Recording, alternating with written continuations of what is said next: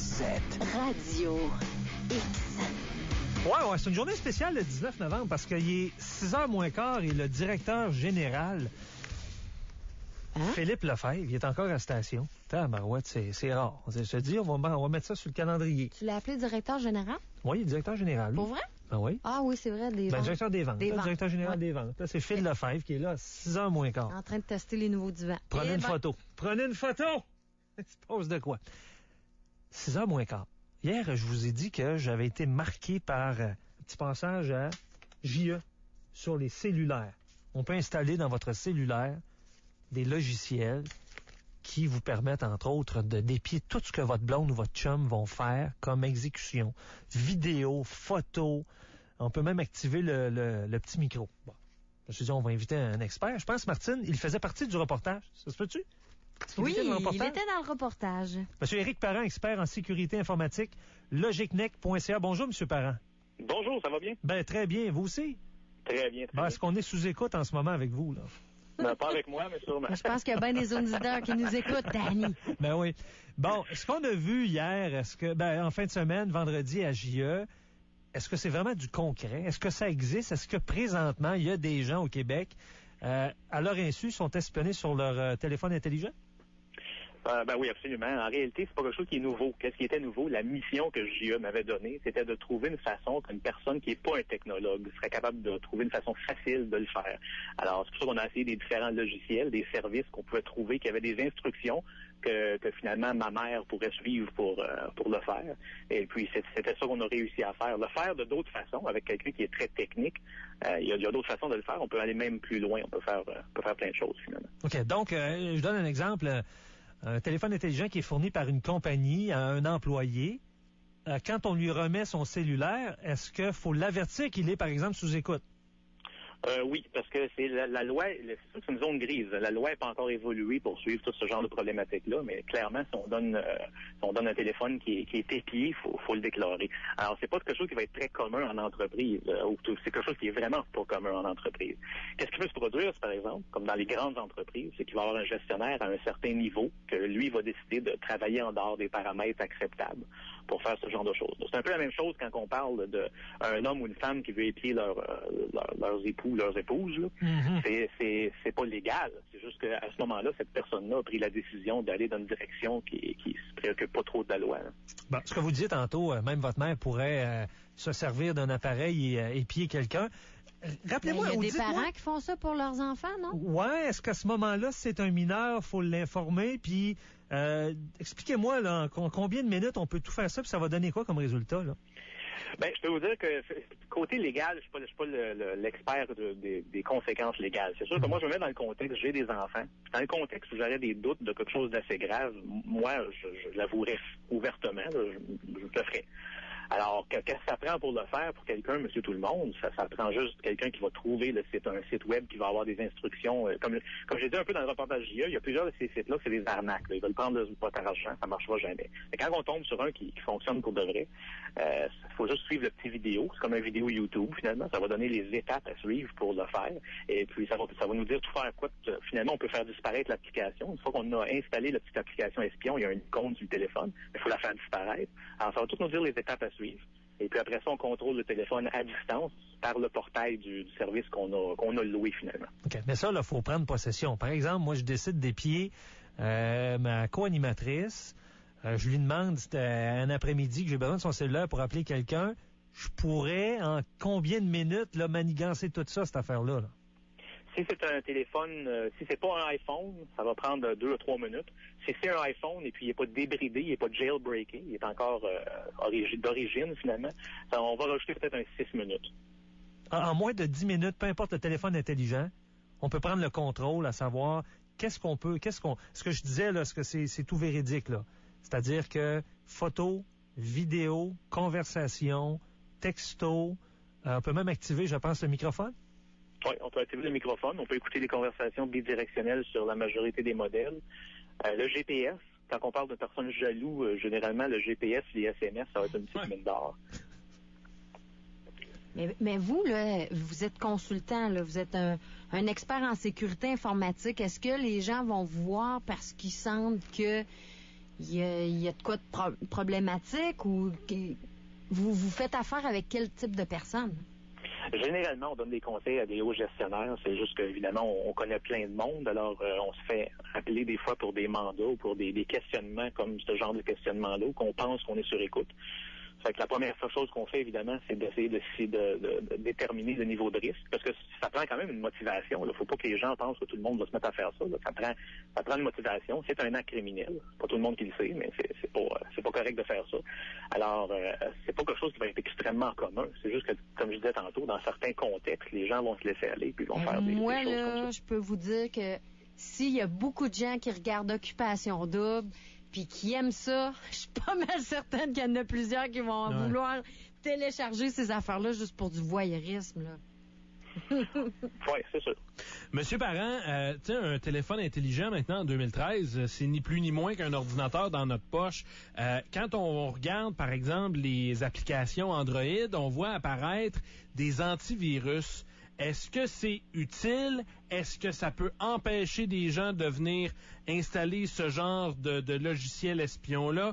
Est-ce qu'il y a quelque chose à faire pour l'utilisateur, le monsieur, madame, tout le monde, pour éviter que ça arrive? C'est vraiment pas facile. Parce que là, on parle de deux niveaux de compétences. Alors, se protéger contre sa femme, qui n'est pas une technologue, on pourrait utiliser un antivirus, mais les produits qui font ce genre de fonctionnalité-là, aussitôt qu'ils sont détectés par les antivirus, les compagnies qui font le produit vont refaire le produit pour qu'il passe à côté de l'antivirus. C'est un peu une petite guerre, là. Fait que, rappelez-vous la dernière fois que vous avez eu une maîtresse, là, c'est une blague. Les espions et les gens qui ont vraiment des maîtresses de façon professionnelle vont avoir deux téléphones. Il va y avoir un bon vieux téléphone cellulaire pas intelligent, puis il va y avoir un téléphone intelligent pour aller sur YouTube puis aller sur Facebook. Mais là, donc, si on voit des gens qui ont deux téléphones, il faut avoir un petit doute, là. Absolument. mais en même temps, M. Parent, si on soupçonne quelque chose où on veut repartir notre téléphone à zéro puis s'assurer qu'on est protégé, y a-t-il un moyen de faire ça? Ah, ben ça, c'est sûr. Si on purge le téléphone, on le remet à sa configuration de base du manufacturier, puis qu'on réinstalle nos applications, on recommence à zéro. Ça nous protégera jamais en passant contre une attaque qui viendrait de quelqu'un de je vais dire, très compétent, là, comme un gouvernement ou quelqu'un qui a des ressources illimitées. Mais d'une attaque comme on a vu à JE, oui, ça va effectivement purger le logiciel et puis on recommence à neuf finalement. Dans le quotidien, c'est quoi la meilleure façon de se protéger? Le iPhone 5S a maintenant un lecteur d'empreintes digitales. Il y a beaucoup de téléphones Android qui utilisent aussi la technologie avec la caméra avant pour détecter notre visage, pour nous permettre de débarrer le téléphone là, pour accéder à l'écran d'accueil. Est-ce que ce sont de bonnes façons de se protéger? Sinon, quelle est la meilleure façon de se protéger dans le quotidien? Il faut faire attention à toutes ces technologies-là parce que c'est pas à toute épreuve. Là. Fait que la caméra, si on met une photo devant, ça risque de marcher. L'empreinte digitale, c'est un peu le même truc. Là. Il y a des façons de le contourner. Fait que quelqu'un qui est motivé va réussir à le contourner. Puis de l'autre côté, quelqu'un qui est très compétent, on peut faire ce genre d'attaque-là par un courriel. On n'est pas obligé de le débarrer le téléphone. On peut attendre que vous le débarrez. Vous allez ouvrir un courriel qui va avoir un contenu qui va peut-être vous sembler normal, une liste de prix ou une nouvelle application que quelqu'un vous suggère d'essayer. Puis ça va contenir le logiciel malicieux. Fait qu'il y a d'autres façons de le faire. Mais là, on change de catégorie de technologue. Là, c'est plus ma mère qui peut le faire. Ça serait quelqu'un de beaucoup plus technique. Pour se protéger, il faut l'éteindre, le téléphone, puis faire attention à où qu'on le laisse traîner, finalement. Il n'y a pas de façon absolue. Souvent, les gens voudraient bien avoir une recette là, parfaite, mais dans ce contexte-là, il n'y en a pas. C'est comme les virus, c'est une affaire qui fait partie du quotidien des technologues, et puis il va toujours en avoir, puis il n'y a pas rien, pas grand-chose qu'on peut faire à ce niveau-là, mais on ne laisse pas traîner notre téléphone. Oui, on devrait le verrouiller. Ça va déjà là limiter beaucoup l'accès au téléphone. Il y a des petites affaires comme ça qu'on doit faire, que tout le monde devrait faire, qui vont rendre la tâche un peu plus difficile. Mais quelqu'un qui va être très motivé, je vais revenir à ma blague de maîtresse de tantôt. Si quelqu'un prend n'importe quel téléphone, les téléphones sont pas très dispendieux aujourd'hui. On peut mettre souvent certains modèles en mode auto-réponse. Ça veut dire qu'aussitôt qu'un appel rentre, il répond. Alors, on peut tout simplement prendre un petit téléphone comme ça puis le mettre en dessous d'un siège d'auto dans le véhicule de la personne qu'on soupçonne. Puis, de temps en temps, on appelle, puis on va pouvoir écouter ce qui se passe dans l'auto. Et puis, déjà là, dans l'auto, il se passe bien des choses, des fois. Alors, il y a tellement d'autres façons d'espionner quelqu'un. Il ne faut pas virer paranoïaque. faut être conscient de ces choses-là, peut-être, dépendant de quelle sorte de vie qu'on mène, puis quelle sorte de job qu'on fait. Mais il faut pas non plus virer fou avec ça. Ben, il fut un temps où on nous faisait peur avec nos ordinateurs. On se disait, bon, notre voisin est en train de rentrer dans notre ordinateur, aller sur notre compte de banque. Ça pourrait quasiment se faire par le cellulaire. Là. Je veux dire, moi, avec mon Bluetooth, probablement que ça se fait déjà même. Je pourrais aller sur le téléphone à Danny puis faire ça à distance, là, mettre le petit programme à l'intérieur de son téléphone puis regarder tout ce qu'il fait. Absolument. Tout est possible. Hein. Je peux vous conter des histoires d'horreur. Oui? J'ai un énorme client que les VP dans cette entreprise-là ont été infiltrés par un virus qui volait toutes leurs identités, qui volait leur mot de passe Facebook, LinkedIn, la banque, tout ça. Et puis la couche de gestion qui s'occupe de l'informatique a pris la décision de camoufler ça. Ils nous ont jamais dit. Et puis ça a ressorti, parce que toutes les bonnes choses comme ça, éventuellement, finissent par sortir. Puis ces gens-là sont probablement procédés de se faire mettre dehors. Mais c'est un manque d'éthique flagrant. Là. Eux, pour avoir l'air gentil ou avoir l'air comme quoi tout est merveilleux dans l'entreprise, ils ont dit non, on s'en charge, faites-vous-en pas. Puis ils font en croire finalement qu'ils prennent ça en charge, mais ils n'ont jamais avisé ces personnes-là que leurs ordinateurs portatifs avaient été complètement violés d'un bout à l'autre. Puis ça a des conséquences personnelles. Alors quand ces gens-là apprennent ça, évidemment, il y a une certaine frustration. Là. Je sais qu'on parle de photos, vidéos, activer le microphone, le GPS, mais supposons que les discussions se font via l'application Facebook. Est-ce que ça aussi, ça sera transmis? Bien, toutes les applications, comme le produit qu'on a trouvé qui était merveilleux là, dans le contexte, permettait de choisir quelle application qu'on enregistre. Alors, on voit les icônes de toutes les applications qui sont installées sur le téléphone, et puis on peut déterminer on ou off, là, allumé ou éteint, finalement, les applications qui nous intéressent. Alors, n'importe quand qu'une application comme ça est partie, ça va enregistrer la session à l'écran, pareil comme si on était assis devant le téléphone. Alors, quand la session va être finie, on peut télécharger le petit vidéo, ça va nous montrer vraiment tous les agissements qui ont été faits.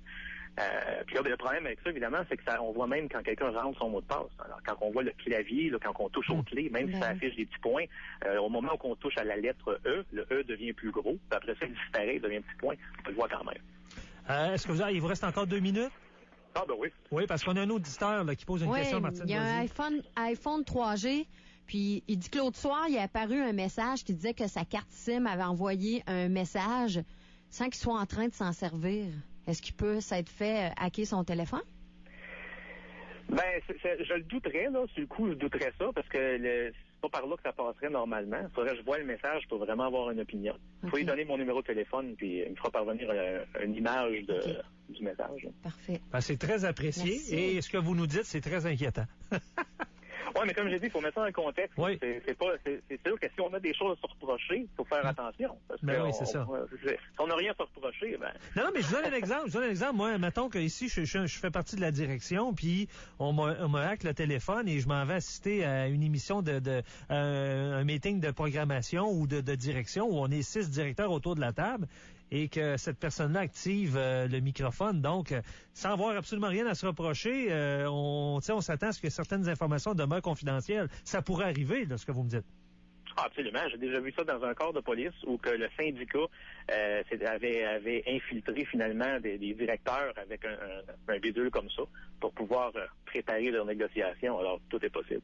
Aïe, aïe. Hey, merci beaucoup. Très intéressant, M. Parent. Votre site Internet, logicnet.ca? Oui. Parfait, merci bien. Merci, bonne journée. Bye bye. Bonne journée. Non, mais ça, on peut être de très bonne foi dans la vie, puis je sais pas, c'est... Là, partez pas en peur, là. Il fait quelques ans qui m'en parle de ça, depuis qu'on a avancé ça, et je pense que j'ai eu beaucoup d'impact aussi en fin de semaine, en avançant ça, mais faut revenir au fait qu'il faut être extrêmement motivé, là, pour piquer le téléphone cellulaire de sa blonde, aller installer le logiciel, puis... passer des journées entières sur ton ordinateur à vérifier à qui elle parle, qu'est-ce qu'elle échange, là. Tu sais, quand t'es rendu là, fais donc un move, puis quitte. Pose-donc en question. Il faut avoir un petit trouble mental. Oui, c'est ça. Mais il y en a des timbrés, là. Ils sont prêts à mettre leur argent là-dedans. Oui, sur une centaine de personnes dans la rue, là, il y en a un, moi, certains, 1 sur 100% que je ne ferais pas confiance. OK, on s'en va à la pause.